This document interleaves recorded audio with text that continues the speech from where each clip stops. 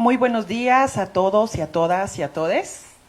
Les doy la más cordial bienvenida en nombre del doctor Mario de Leo Winkler, director de Comunicación del Conocimiento, para empezar un nuevo ciclo de conferencias titulado Investigación y Comunicación del Conocimiento en la Unidad Lerma de la UAM.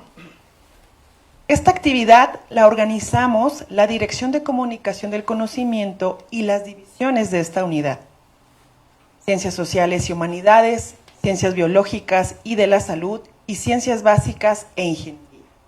Agradecemos a todo el equipo de estas divisiones, los jefes de división, a los y las investigadores hoy presentes y de las siguientes mesas, y a todo el equipo de extensión universitaria que nos han acogido, nos han apoyado para llevar a cabo esta actividad. A continuación, mi compañera, la psicóloga Katia Luna, hará la presentación de esta mesa. Un aplauso para todos, por favor. Gracias. Bueno, bienvenidas, bienvenidos. Como bien les dijo Miriam, el día de hoy damos inicio a este ciclo, el cual son 3 sesiones. Les esperamos a las siguientes, que ya serán en la sala de usos múltiples. Y el día de hoy vamos a dar inicio a este ciclo, el cual también tiene un sorteo de premios. No sé si les comentaron, pero les comento yo ahora. Para este ciclo, si asisten a 2 de 3 conferencias, pues vamos a tener estos 2 premios, que es la bocina y la tarjeta micro SD. Al final de esta sesión, proyectaremos el código QR para que puedan tomar su registro y participar en este sorteo. Les voy a compartir la dinámica de este sorteo, el cual es, pues, al final el ciclo, les proyectaremos el QR para que puedan hacer su registro y también para que puedan tener una constancia de participación. Tienen que venir al menos a 2 de las 3 mesas, que como les dije, las siguientes 2 son en la sala de usos múltiples, y tienen que seguirnos al menos en una de nuestras redes sociales. Nos encuentran entonces como @conocimientouam, y la entrega del premio es de forma presencial en la Rectoría General. Ya nos pondríamos de acuerdo vía correo electrónico. Ahora les quiero presentar a nuestro moderador, que es el doctor Ramiro Félix, quien será quien hoy lleve la mesa. Él es doctor en Ciencias por la Universidad Autónoma del Estado de México, es especialista en el área Ciencias Hidrológicas y es profesor del Departamento de Recursos de la Tierra en la Unidad Lerma desde el año 2018. Ha dirigido diversas tesis de nivel licenciatura y también de posgrado, así como tiene publicaciones en revistas nacionales, en congresos nacionales e internacionales y también en revistas indexadas. Entonces, le cedo la palabra al doctor Ramiro para que nos presente al resto de panelistas del día de hoy. Gracias. Gracias. Muchas gracias por la invitación. Y bueno, el día de hoy nos acompañan pues tres profesores y profesoras investigadores de aquí de la unidad, empezando por la doctora Abigail Martínez Mendoza, que es doctora en Ciencias Sociales por parte de la UNAM. Actualmente es profesora del Departamento de Procesos Sociales, CCH, y es coordinadora del Consejo Editorial de CCH, integrante de la coordinación de Red AWAM, y bueno, tiene el incentivo y este reconocimiento SNI nivel 1. Por otro lado, también nos acompaña el doctor José Félix Aguirre. Él es profesor del Departamento de Ciencias Ambientales, también de aquí de CBI, no, es de CBS, ¿no? Tiene diversas publicaciones, realizó una estancia postdoctoral en el Centro de Investigaciones Científicas de España, en el CSIC, y bueno, él trabaja en el área de biotecnología y microbiología y también tiene este reconocimiento de SNI nivel 1. Y finalmente, la doctora Eloísa Domínguez Mariani, del Departamento de Recursos de la Tierra de CBI, es doctora en Ciencias de la Tierra por parte de la UNAM, integrante del programa de investigación para la sustentabilidad de aquí de UAM y miembro de la red temática Sistemas de Captación de Agua de Lluvia del CONACYT, los famosos SCAL, y también es SNI nivel 1.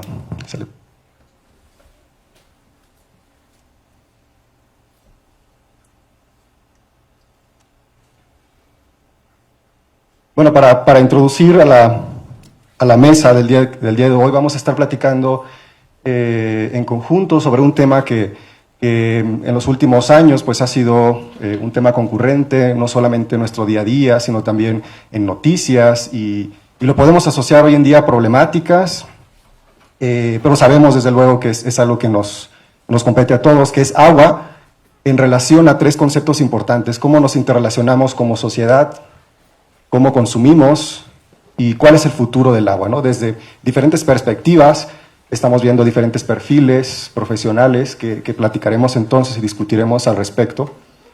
Y bueno, voy a platicar un poco sobre el tema agua, sociedad, futuro y consumo, empezando desde luego con nuestro primer ejercicio como participación ciudadana, ¿no?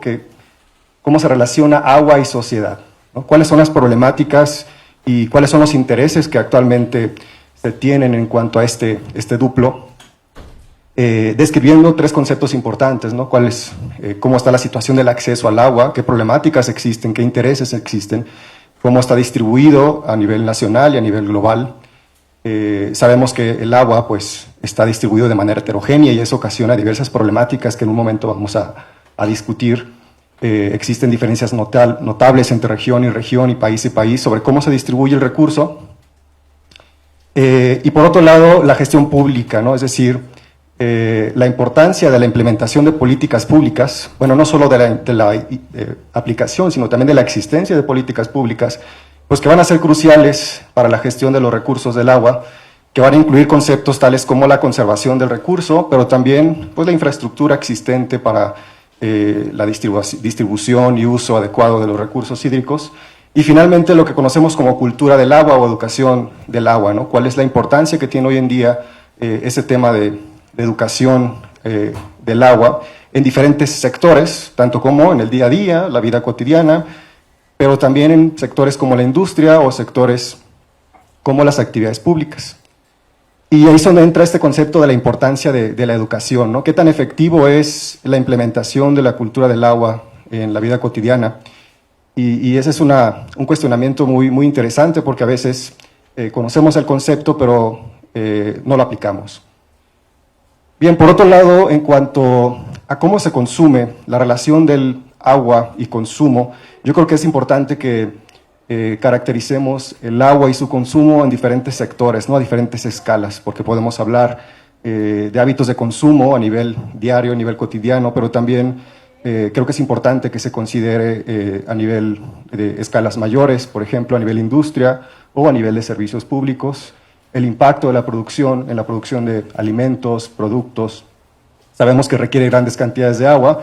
En ese sentido, pues, ¿qué hábitos de consumo se tienen tanto como en la vida diaria, como también en la vida industrial, en la vida pública?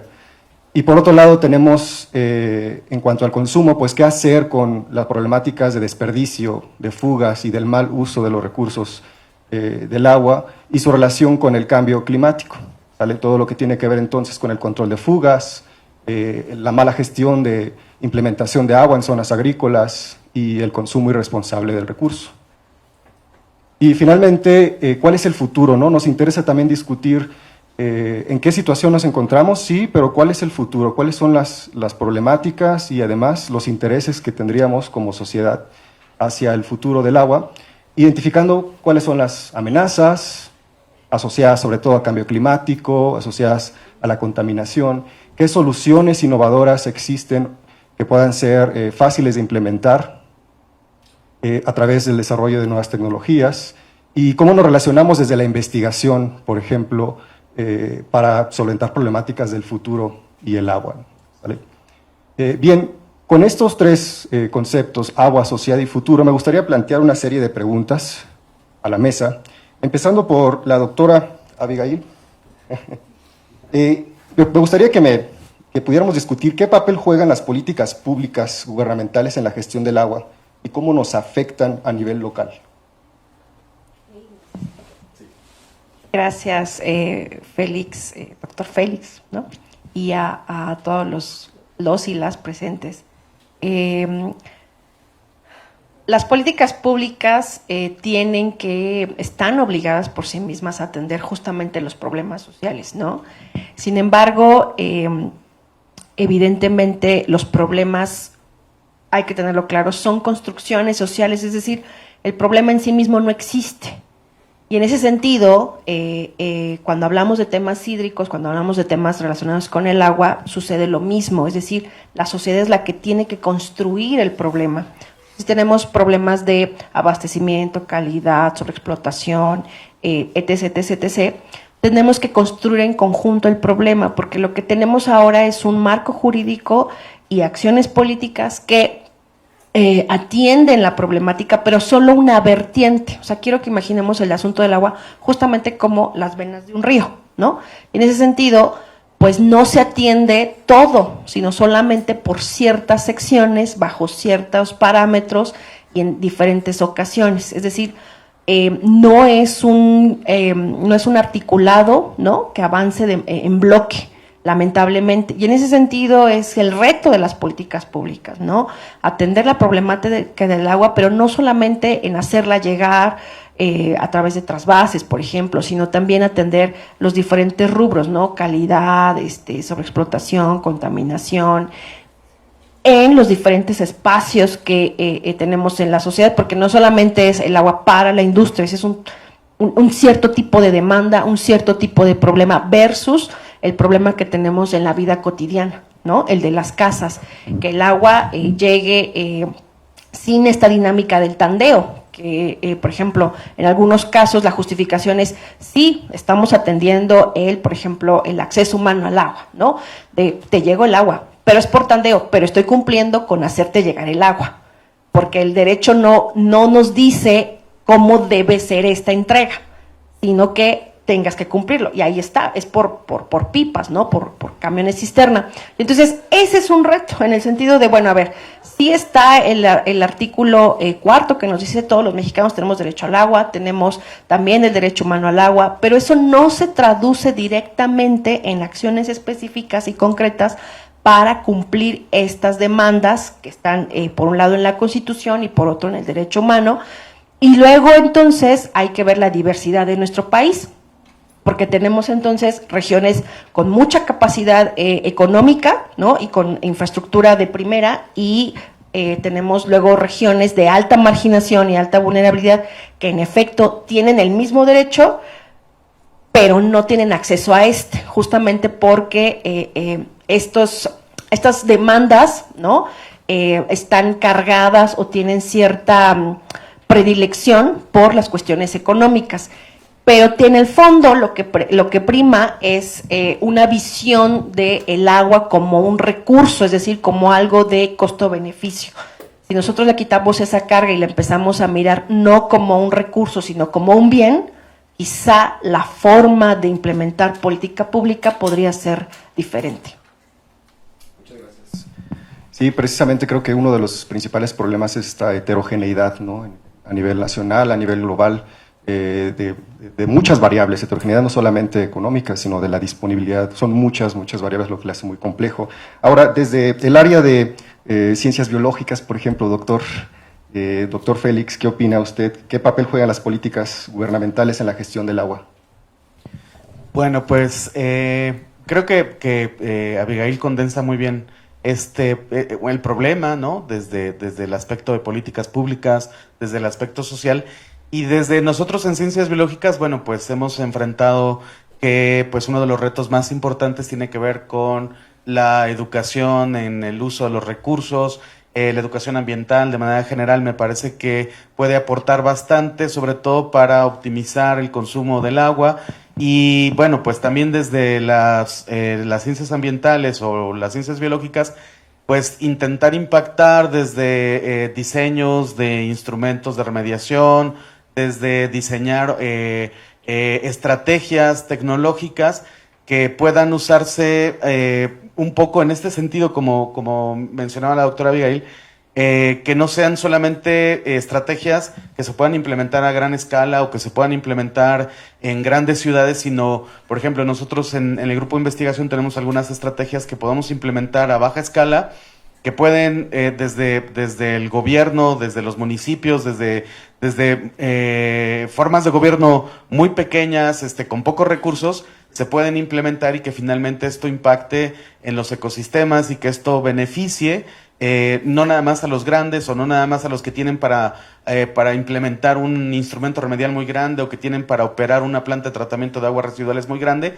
sino que además desarrollemos tecnologías que nos permitan acceder a diferentes niveles sin importar si la ciudad tiene mucho dinero, si tiene poco dinero, y que finalmente esto se traduzca en cambios importantes para pues descontaminar cuerpos de agua que llevan siglos o que llevan décadas en las que se han acumulado los residuos, y que finalmente esto tenga un impacto hacia toda la sociedad, sin importar si esto proviene de un gobierno que tiene muchos recursos o de un municipio que está muy limitado en recursos, y que finalmente esto pues se puede traducir en un beneficio para todos, ¿no? Esa es una de las cosas que hemos desarrollado en las ciencias ambientales, en las ciencias biológicas, y que me parece que puede impactar en la implementación de estas estrategias de descontaminación o de implementación de sistemas remediales. Muy bien. Y ahora, por otro lado, desde el punto de vista de la gestión de las aguas superficiales, las aguas subterráneas, doctora Loíza, ¿usted qué opina? ¿Qué papel podrían jugar las políticas gubernamentales en cuanto a la gestión del agua y cómo nos afectan de manera local? Yo creo que tendríamos que hacer como un desglose en la historia, ¿no? Primero, si las fuentes más cercanas y más abundantes era el agua superficial, ¿no? Y era poco conocido cómo funcionaba el agua subterránea. Entonces, y el primer momento era como abastecer, porque teníamos la fuente, teníamos abundancia del bien, entonces se entregaba, ¿no? O bien se trataba de controlar, ¿no? Las presas, los acueductos se llevaban, ¿no? Pero al cabo del tiempo, pues con el crecimiento poblacional y la concentración en ciudades, entonces se privilegió estas regiones, de tal manera que ahora, bueno, pues el agua se destina a esos centros urbanos, y las fuentes de agua superficial en algunas ocasiones pues han quedado ya rebasadas por la demanda. Entonces se han minimizado, y entonces se empezó a buscar el agua subterránea de niveles someros, 5, 10, 15, 20 metros, 30, 80 metros, y ahora estamos en 200, 700 metros aquí, por ejemplo. Hay pozos de 2000 metros en la Cuenca de México. Entonces, y esto hace una segmentación de a quién le llega el agua, ¿no? Pues sí, las industrias pueden perforar, pueden abastecer. Las grandes ciudades pues hacen esta acción que no es ya bien vista, el trasvase, ¿no? Desde cuencas, por ejemplo, para la zona metropolitana de la Ciudad de México. Entonces, y las políticas a lo mejor, o bueno, no a lo mejor, lo que han hecho es el abasto, pero sin tomar en cuenta la sustentabilidad, ¿no? O primero, el conocer cómo funciona el sistema hídrico. Han tomado prioridades de protección, ¿no? O de secar espacios, pues para que abran las ciudades, ¿no? Que tengan donde asentarse, tipo Ciudad de México, tipo aquí el Valle de Toluca. Y ahora ya estamos en esquemas desde la cuantificación o la disponibilidad del agua, en que cada vez el agua es más profunda, en que cada vez es más lejana, y que tenemos mala calidad. Entonces, las políticas públicas tendrían que ir a la par, ¿no? Ser muy dinámicas. Y otro punto, con mucho conocimiento del funcionamiento hídrico. Entonces, es así. De esta manera pueden incorporar por las innovaciones de las que nos comentaba Félix, ¿no? Cómo fomentar desde la investigación, pero también otra cosa, de nuevo, ¿no? Como ya lo han comentado mis compañeros, mi compañera, es que pues entonces la inversión se destina a las grandes ciudades y las empresas la tienen, ¿no? Pero ¿qué pasa con quienes viven en la periferia? Entonces, a veces esas políticas no están destinadas a ellos, porque si no están en un centro urbano y no están conectados a la red, no existen. Y son quienes vigilan bosques, quienes viven de manantiales, y a veces son quienes sufren la contaminación de las grandes ciudades. Entonces, sí tiene que haber un dinamismo en el diseño y sobre todo en acatar la normatividad que ya existe. Sí, precisamente son diversas las problemáticas y una de ellas es, bueno, la central siempre va a estar asociada al consumo, ¿no? En cómo se consume el recurso recurso hídrico, el recurso agua, pero desde diferentes sectores, a nivel micro, a nivel día a día, a nivel persona, pero también puede ser esto visto a nivel industria, ¿no? O a nivel servicios públicos. En ese sentido, doctora Abigail, ¿cómo cree que influyen los hábitos de consumo de agua en la sostenibilidad de los recursos hídricos a diferentes escalas? Los hábitos, pues los hábitos son tan diversos como las mismas personas, ¿no? Normalmente solemos decir que no hay una cultura del agua o que tenemos que cambiar la cultura del agua. Yo soy de la opinión contraria, que sí existe una cultura del agua, sin embargo es diversa así como cada cabeza es un mundo, como suele decirse, así es la cultura del agua, es decir, cada uno de nosotros tiene hábitos muy distintos y eso es lo que conforma nuestra cultura. Habrá quien sí use, válgame la expresión muy simplista, ¿no? El bote, la cubeta en la regadera, porque el agua fría no equivale a agua sucia, ¿no? Son cosas distintas. Y habrá quien deje correr el agua fría porque está fría nada más, ¿no? Pero sigue siendo agua que puede ser utilizable y habrá quien todavía lave el auto con la manguera. Y eso sigue siendo una cultura que se ha forjado a través de los hábitos. Entonces, en ese sentido, de entrada tenemos que entender que tenemos diferentes hábitos. Tenemos una cultura del agua muy diversa, no es una cultura homogénea, no son hábitos homogéneos. Hasta muy recientemente que hemos sentido los efectos, sí, del cambio climático, sí, de la sequía, de la contaminación, sobreexplotación, ¿no? Es que medianamente, ¿no? Algunos hemos cambiado ciertos hábitos y hemos tratado de transmitirlos y con ello cambiar la cultura. Sin embargo, debemos ser conscientes que llevamos mucho tiempo, ¿no? Mucho tiempo desde que se legisla el agua, por ahí de 1800, ¿no? Al día de hoy, en el que las aguas son nacionales, ¿no? El agua de la nación. Tenemos una idea de que el agua es abundante y nos hicieron creer que el agua es abundante y que incluso hay gente que el día de hoy, ¿no? Le preguntas, oye, ¿de dónde viene el agua? Y te dicen del grifo. No existe esta conciencia de que el agua viene de más lejos, ¿no? Que son importantes, por ejemplo, los bosques para la recarga, que son importantes para otra serie de cosas que están, ¿no? Articuladas, estos ecosistemas. Entonces, cuando no existe esa conciencia, ¿no? Y el agua, me enojo cuando no hay agua porque me estoy bañando y me quedé sin agua, entonces ahí sí me da por cuidar el agua. Pero no existe todavía esta conciencia. Entonces, los hábitos son muy diversos. En efecto, desde casa, ¿no? Y ahí en casa tenemos a diferentes grupos, el niño, la niña, ¿no? O sea, todas las infancias, tenemos a la abuelita, los abuelitos, ¿no? La edad, y cada grupo, ¿no? Etario tiene diferentes prácticas del agua, eso. Luego, si nos vamos, por ejemplo, a las pequeñas y medianas empresas, ahí existen otra serie de hábitos, ¿no? Habrá empresas que todavía no tienen la capacidad económica ni de infraestructura para implementar nuevas tecnologías, por ejemplo, digamos algo muy sencillo, ¿no? El reuso.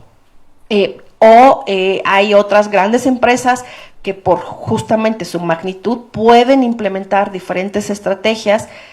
Por ahí no recuerdo, creo que era una empresa de estas de maquillaje que ya no usa, que vive solamente de sus aguas, recicladas y reusadas, ¿no? Hay otras empresas que incluso están aprovechando los techos, ¿no? Justamente por la extensión de estos para hacer captación pluvial. Entonces, es diferente, ¿no? No hay una conciencia generalizada. Por ejemplo, hace unos días vinieron representantes de la Embajada de Sudáfrica que, bueno, han tenido este efecto del día cero, ¿no? Y que lo han tratado de revertir a través justamente, ¿no? De acciones de política que han incentivado, por un lado, el cambio de hábitos de manera generalizada. Lo ideal es que no lleguemos a ese punto, ¿no? Hasta que nos trastoque, pero en efecto tenemos que pensar que existe una cultura del agua diversa y que va a cambiar de manera drástica según el nivel social, ¿no? El micro, mediano y el macro, los hábitos son muy diversos y entonces cuando no tenemos una conciencia más o menos generalizada, pues se complica. Sí, definitivamente un tema muy complicado. El tema de cultura del agua creo que es algo que, pues aplicarlo sobre todo es complejo, y también coincido con que son diferentes escalas y se aplican de diferente manera. Desde el área de ciencias biológicas, doctor Félix, ¿cómo influyen los hábitos de consumo en la sostenibilidad de los recursos hídricos? Bueno, pues también creo que coincido en gran parte con todos los comentarios que hace la doctora Abigail. Me parece que es muy importante destacar que el agua en los ecosistemas tiene un rol importante, que a veces pensamos, como decía Abigail, que el agua sale de la llave y ya, y que nada más está ahí abajo y que tenemos una cantidad ilimitada de agua, pero la verdad es que no es cierto. La verdad es que desde la perspectiva ambiental o desde la perspectiva de las ciencias biológicas, vemos cómo hay un impacto negativo en los ecosistemas, vemos cómo es que este impacto negativo también tiene un efecto importante en la acumulación de líquido en los ecosistemas, en el almacenamiento natural que tiene este líquido en los ecosistemas, en el agua, y finalmente esto pues nos impacta a todos, ¿no? Desde la perspectiva también ambiental, lo mencioné hace rato, me parece que la educación nos permitiría disminuir estas diferencias en cuanto al uso que se le da el agua, y que bueno, esto finalmente puede generar una conciencia desde las escuelas, desde las universidades, y que finalmente esto impacte en que en casa se optimice el uso del agua, se piense en tecnologías de bajo consumo de agua, de regaderas que no desperdicien tanta agua, captación de agua pluvial, es decir, una serie de elementos que pueden impactar directamente en que el uso de este recurso, que además es muy valioso y que desafortunadamente siempre nos han hecho creer que somos ricos en agua en México, pues cada vez esté menos disponible, cada vez tenga un impacto mayor en los ecosistemas, y cada vez veamos situaciones pues más impactantes de procesos de desertificación, zonas áridas que están creciendo en el país, zonas en las que ya no llueve o llueve muy poco, cambio climático. Entonces, todo esto pues finalmente desde las ciencias ambientales pues se ve y se evalúa el impacto, inclusive no nada más hacia el ser humano, que me parece que es importante, pero que también consideremos que hay un impacto al ecosistema, a los componentes biológicos que están presentes en el ecosistema, a la extinción masiva de especies, que finalmente pues se está logrando por este uso inadecuado de los recursos hídricos con los que cuenta el país, ¿no? Sí, sí, y bueno, las escalas de nuevo tienen diferentes alcances, ¿no? Por ejemplo, en el área de la irrigación, la agricultura, que también sabemos son los que consume más agua a nivel nacional, cerca del 70-80%, donde también se debe implementar o se debería de difundir un poco de ese tema del uso sostenible de los recursos del agua, a través de implementación de técnicas de riego quizás que sean un poquito más eficientes. En ese sentido, desde las aguas superficiales, que tiene mucho que ver eso, doctora Eloísa, ¿usted qué opina? ¿Cómo podrían influir los hábitos de consumo de agua y la sostenibilidad de los recursos hídricos? Yo creo que han cambiado. Yo creo que desde hace tiempo hay grandes campañas acerca de cuida el agua, ciérrale Amanda, no sé, esas campañas que existieron, yo creo que sí han permeado, ¿no? Tan solo en los medios, ¿no? Se hablaba mucho de la sequía, y de alguna manera había como el cuidado, ¿no? Estas prácticas de caza hacia los que somos los usuarios del agua doméstica. Y creo que también han permeado un poco hacia las industrias, hacia los gobiernos. Pero estamos hablando de calidad, pero también tenemos que hablar de calidad. Y ahora un tema muy importante es el tema de componentes que son persistentes, ¿no? Que son recalcitrantes, que no se pueden, no pueden, que pasan todos los sistemas de tratamiento y para los cuales se tienen que hacer tratamientos especializados, ¿no? Nada menos, bueno, ahora los contaminantes emergentes que se han encontrado ya en el mar, en el océano, se ha encontrado cafeína en acuíferos en Australia, se han diseñado estrategias para detectar y tratar ya antibióticos, ¿no? Entonces, Sí, y también en las industrias, pues muchos de los componentes que utilizan, pues dañan a ecosistemas. Todo el sistema, por ejemplo, de las lagunas de Montebello tienen graves problemas por farmacéuticos que han cambiado la cantidad, pero también la calidad de todo ese sistema. Entonces, ¿qué es lo que tenemos que hacer? Bueno, yo como consumidores, pues seguir vigilando, ¿no? Cómo utilizamos el agua, ¿no? Reducir, reusar, reciclar el agua. Y en las industrias también están viendo estas formas de cómo utilizar menos agua. Y yo creo que la única forma en que van a tener que hacerlo de una mejor forma es cuando les peguen los bolsillos, ¿no? Cuando no tengan más agua de primer uso. Porque ya no existe, ¿no? Ahora en muchos de los hablando de escala, ¿no? En muchas de las cuencas ya no tenemos agua de primer uso. El agua subterránea de los sistemas someros ya no tiene buena calidad y no nos podemos ir más abajo porque tenemos otros problemas. Entonces, estamos, por eso ahora esta visión de volver al agua de lluvia. Por eso se está hablando ya de reutilizar o potabilizar el agua tratada con todos los riesgos que pueda tener. Hay grandes discusiones acerca de la parte ética, ¿no? De que hay contaminantes que pueden permanecer en la potabilización. Entonces sí estamos en un momento bien importante en el cual sí todo el mundo tiene que ver, incluso como buenos, ser más responsables como consumidores, ¿no? Si nos ponemos el bloqueador o la crema o tomamos antibióticos o tomamos anticonceptivos, pues saber que eso puede impactar al agua. Muy bien. Ahora, hablemos del futuro, ¿no? Con todos, ya hemos descrito varias cosas sobre el presente, vamos a futurear un poco, ¿no? Doctora Abigail, ¿cuáles son las amenazas o cuáles son los principales desafíos que presenta la disponibilidad del agua a nivel global y nacional?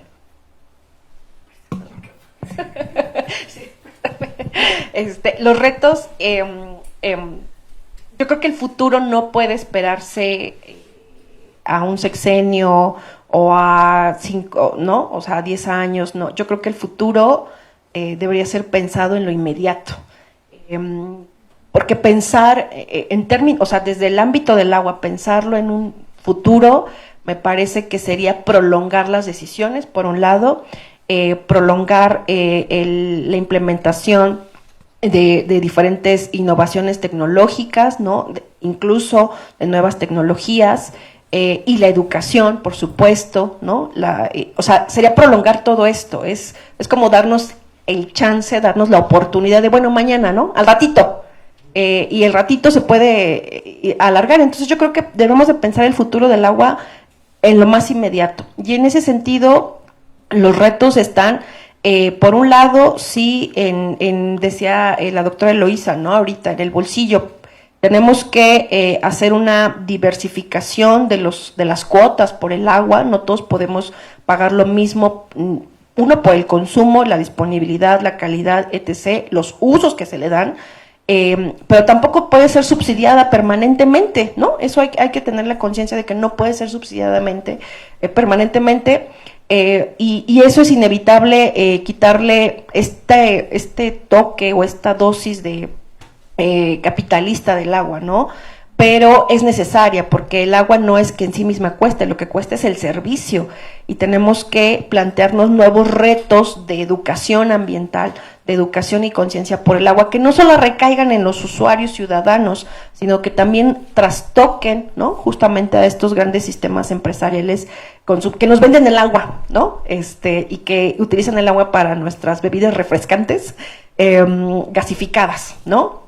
Y alcoholizadas. Es decir, tenemos que pensar en un esquema que involucre a todos, ¿no? Pero en una visión de muy corto plazo. Me parece que pensar el futuro del agua no la podemos pensar ni a 10 ni a 15 años. Tiene que ser pensada ya en lo inmediato, no solamente porque tenemos encima el cambio climático, sino porque tenemos problemas de agua que evidentemente los hemos tenido casi siempre, ¿no? Pero cada día, cada vez son más frecuentes y más cercanos. Ya no solo es me quedé sin agua porque cerraron la válvula para hacer limpieza. No, me quedé sin agua porque en efecto no hay agua y no todos podemos comprar una pipa a 1,300 pesos, ¿no? 1,300 pesos por una pipa es el gasto de un mes de una familia y habrá quien sí lo pueda pagar, pero hay muchos que no deberían, ¿no?, pagar este servicio. Porque además no es un servicio, ¿no? Mientras tú lo estés pagando no es un servicio. Entonces, me parece que pensar el futuro del agua no se debe extender, debe ser en el inmediato, en el corto plazo, y debe estar articulado para una segmentación de los buenos hábitos, ¿no? O de hábitos mucho más saludables para este bien público. Yo insisto, ¿no? Pensarlo como un bien y no como un servicio. Muchas gracias. Sí, también creo que uno de los, cuando hablamos del futuro del agua, es importante pensar en qué se hace con el agua que consumimos, ¿no? En ese sentido, doctor Félix, ¿qué desafíos puede identificar en cuanto a la disponibilidad del agua en torno, sobre todo, a qué se hace con el agua que utilizamos? Bueno, creo que hay muchas cosas, ¿no? Lo más fácil sería pensar en qué tipo de reciclaje se le hace al agua, qué tipo de sistemas se utilizan para poder remediar o para poder quitarle contaminantes, como decía Eloísa. Me parece que eso es muy importante, hay nuevas tecnologías, se puede invertir en infraestructura para quitar contaminantes, inclusive se desarrollan nuevas estrategias de remediación que tengan que ver justo con la eliminación de contaminantes emergentes que a lo mejor están en baja concentración pero que causan un impacto muy alto. Entonces esa es una de las perspectivas que se puede tener en esto. Otra es que tiene que ver un poco con lo que decía Abigail, con pues la inversión, ¿no? Necesitamos como país empezar a invertir en infraestructura que nos permita tratar las aguas residuales de una forma más barata y de una forma más eficiente. Una de las cosas que siempre hemos platicado en la red del agua es, por ejemplo, esta perspectiva de juntar el agua pluvial que colectan las ciudades con el agua residual que sale de casas o de industrias, ¿no? Esto es muy caro. Estamos juntando agua que sería mucho más barata tratar, el agua pluvial, la estamos juntando con agua que sale con una alta cantidad de contaminantes, que sale con una alta cantidad de materia orgánica, y finalmente después decimos, pero ¿por qué sale tan caro descontaminar el agua? ¿O por qué sale tan caro eliminar los residuos que están presentes en el agua? Pues una de las cosas por las cuales sale tan caro es que el volumen que tenemos que tratar de residuos en una ciudad como la Ciudad de México y la zona metropolitana es tan alto porque no tenemos una infraestructura, no se ha invertido en separar el agua pluvial de las ciudades, como la Ciudad de México, del agua residual, y esto pues obviamente tiene un impacto negativo, eleva los costos, hace que sea mucho más difícil tratar volúmenes muy grandes. La Ciudad de México tiene 20 y tantas plantas de tratamiento de aguas residuales con diferentes tecnologías, unas no sirven, unas están desactualizadas, y finalmente el volumen que se tiene que tratar es tan alto, es tan grande, que es imposible, ¿no? Entonces me parece que es uno de los retos importantes. Tiene que ver con inversión, tiene también que ver con desarrollo tecnológico, y creo que por ahí se puede pensar un poco en cómo es que la tecnología podría impactar o cómo es que la inversión en tecnología podría impactar en abaratar el costo de llevar el agua a cada una de las casas, industrias, y creo que eso es algo que tendremos que empezar a generar, porque finalmente, pues si seguimos, como decía Abigail, el futuro ya no es pensar en 10 años o 15. Tenemos problemas en la actualidad y esos problemas cada año van a ser más serios en cuanto a la distribución y en cuanto al acceso al agua, y necesitamos resolverlos, empezar a trabajar desde ya. Sí. Ahora, a nivel nacional podríamos decir que podemos dividir las fuentes de agua en dos grupos, ¿no? Aguas superficiales y subterráneas. Doctora Eloísa, desde esta perspectiva, ¿qué desafíos y amenazas puede identificar hacia la disponibilidad del agua? Más bien, yo pensaría que no las debemos de separar. Ok. el agua es una, tanto la atmosférica como la superficial. Ahora la residual es el gran elemento presente, ¿no? Y la subterránea. Y otra vez la calidad. Entonces, muchas de las fuentes de agua superficial ya están contaminadas, ¿no? Y otra vez, muchos acuíferos ya tienen presencia de contaminantes. Entonces ya me perdí otra vez la pregunta. ¿Cuáles son los desafíos? Los desafíos, pues cercanos? los desafíos es cuidar el agua de primer uso. En donde hay agua de buena calidad, pues se convierte en el bien más valioso, ¿no? En donde tenemos agua subterránea a niveles someros, cuidarlo. Entonces, ¿qué es lo que tenemos que hacer? Pues el agua residual, tratarla, como comentaba Félix, en no hacer las macroplantas que han resultado en que no son tan eficientes y son muy costosas, ¿no? Y entonces hacer pequeñas fuentes, pequeñas plantas, y ahora, se está volviendo a los esquemas de tratamiento en base de la naturaleza, ¿no? Como los humedales.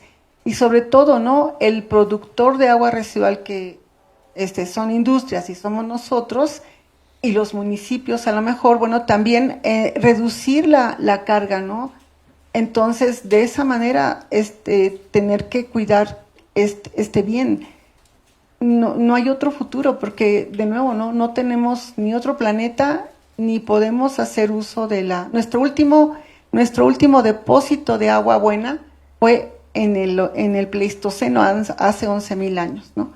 Entonces no tenemos otra forma de ver el futuro. Muchas gracias. ¿Tenemos tiempo para otra? No, sería Ok. Bien, ahora vamos a pasar a una fase de preguntas por parte del público. Si alguno de ustedes tuviese alguna pregunta sobre los temas que hemos discutido.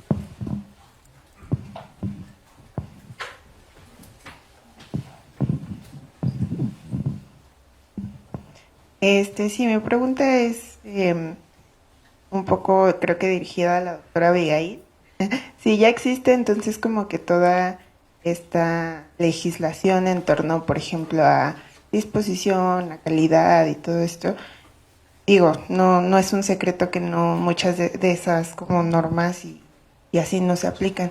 Entonces, ¿cuál sería la alternativa, no? O sea, si por parte de la sociedad, pues de las personas usuarias, tampoco tenemos como este pensamiento colectivo de cultura y de cuidado, y tampoco se están aplicando pues ninguna, o bueno, no todas, obviamente, hay situaciones en las que sí aplican, pero pues se está como dejando de lado esta parte, por ejemplo, de el reparto desigual y así. Entonces, como que sigue, ¿no? Específicamente para nosotros, como que vamos como emprendiendo este camino en ser un poco o un tanto especialistas en el tema, pues cuál es como el panorama, ¿no? Bueno, sí, o sea, México, hay que decirlo, es de los países más robustos en términos normativos en torno al agua, y desde muy temprano, es decir, cuando surge el Estado mexicano, casi surge con la normatividad al agua, por un lado, pero por otro, hoy estamos trabajando con una ley, ¿no? De aguas del 92.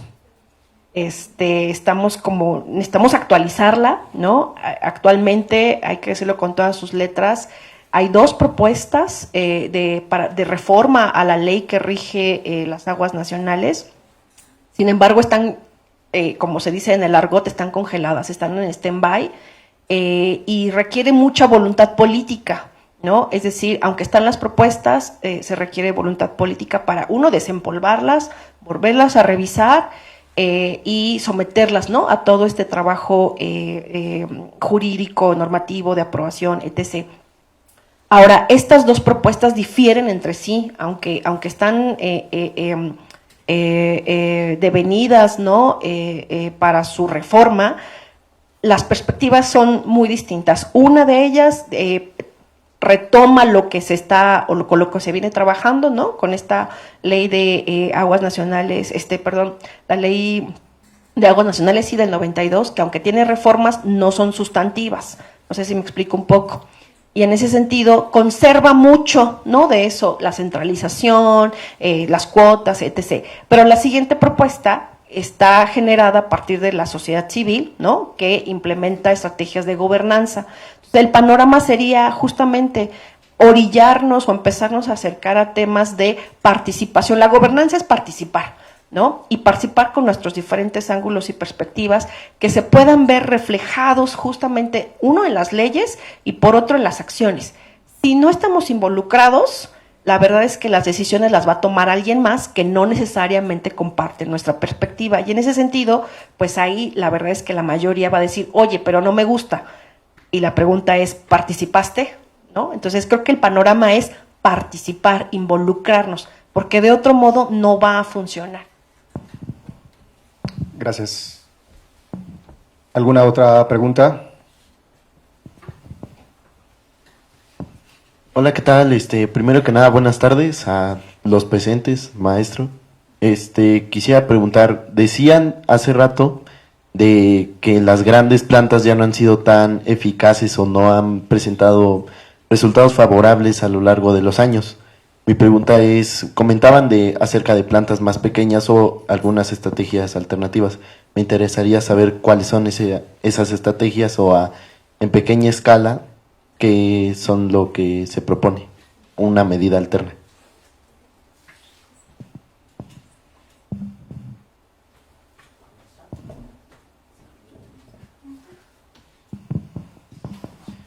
Bueno, nosotros tenemos aquí en la UAM Lerma un caso con el que hemos impactado en algunas comunidades.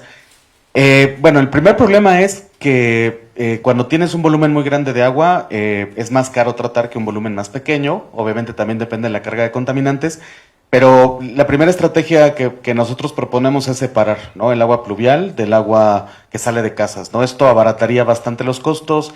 Tendríamos plantas de tratamiento mucho más pequeñas y esto sería un impacto directo al costo por litro que en la actualidad sale tratar estas aguas residuales.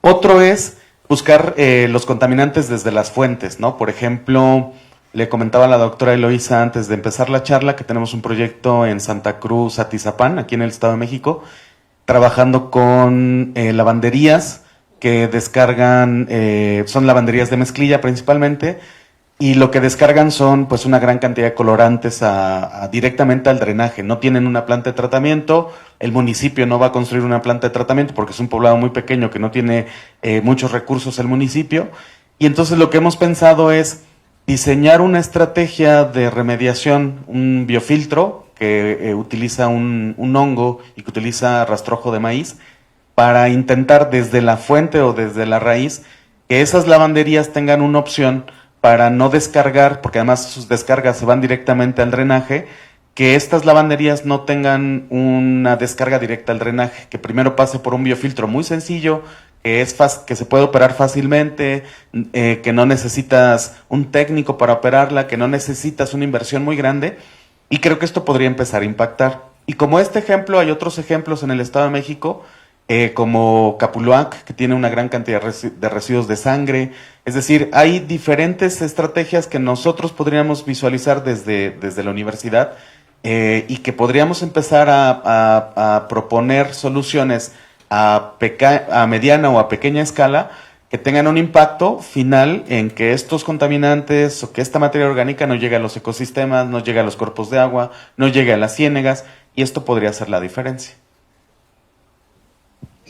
El tiempo que queda podría complementar, por ejemplo, he conocido casos donde son pequeñas plantas de una comunidad, llega el volumen de esta comunidad, la trata en pequeñas plantas que a veces no requieren energía, y lo que hacen es que el agua la regresan a la agricultura o bien la vuelven a un río. Entonces son pequeñas plantas, pero es a partir de sistemas comunitarios, ¿no? En el río Coscacoaco, en Texcoco.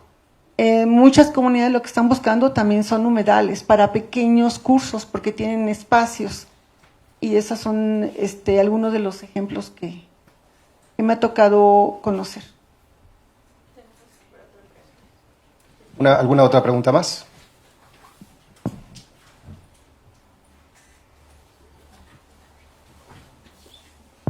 Buenas tardes.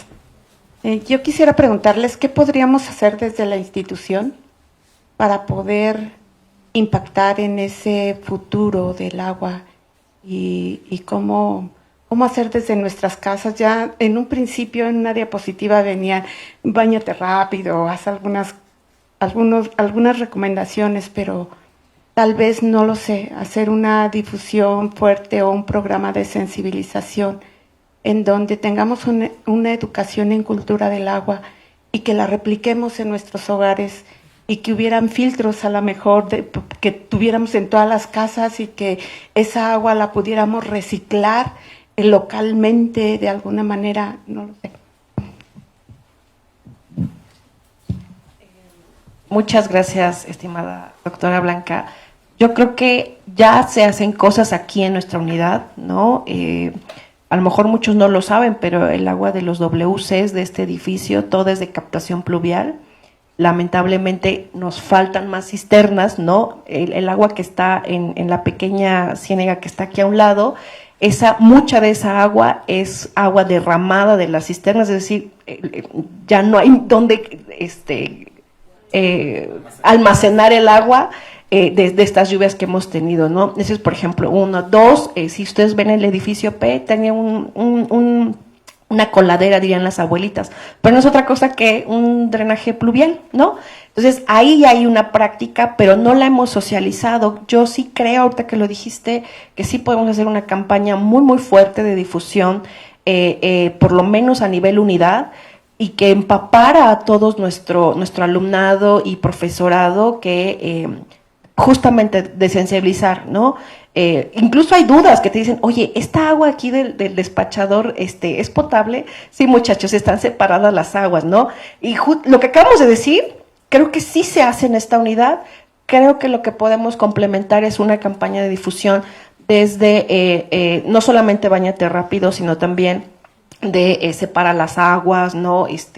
El agua fría no es agua sucia, cosas de estas muy sencillas que pueden incidir en nuestra comunidad universitaria y quizá, evidentemente, va a tener un reflejo cascada, ¿no? En las familias de cada uno de nuestros alumnos. Me parece que sí podemos hacerlo desde ahí. A lo mejor no esperar a que desde nuestros gobiernos, ¿no? Desde nuestras oficinas gubernamentales nos llegue la educación. Somos una fuente de educación y sí creo que podríamos hacerlo como parte de nuestros proyectos de unidad. Y bueno, también recordar que la ley que se refería a Abigail nació en la UAM, en la Iniciativa Ciudadana por la Ley General de Aguas. Tiene 12 preceptos que son importantísimos, que bueno, invito a verlos en las redes. Entonces, la UAM por sí misma tiene una gran trayectoria en cuestiones de cuidado del agua en todas las escalas, como decía. Además, por ejemplo,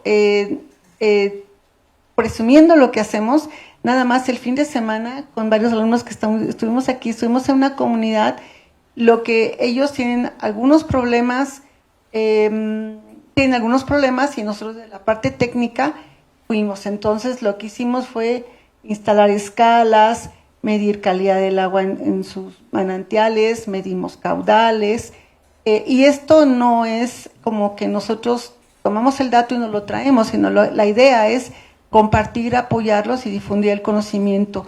Ellos tienen, a la vez, en estos días que estuvimos, pues fue un gran aprendizaje para nosotros de todo lo que hacen, que realmente es espectacular, y nosotros es un intercambio de saberes con ellos.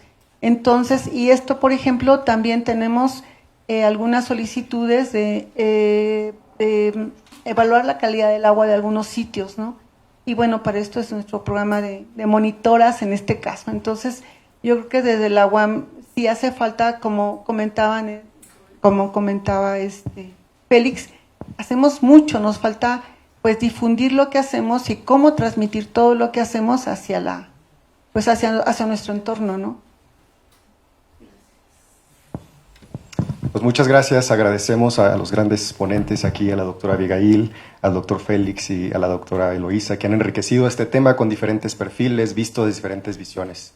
Les agradecemos mucho su asistencia y participación a esta mesa. Un aplauso.